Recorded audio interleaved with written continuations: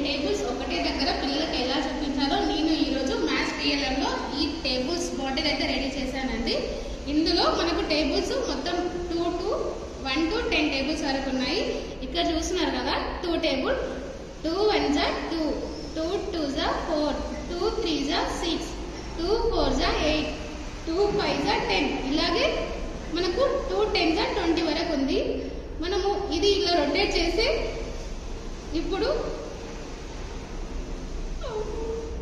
ఇది third table వస్తుంది.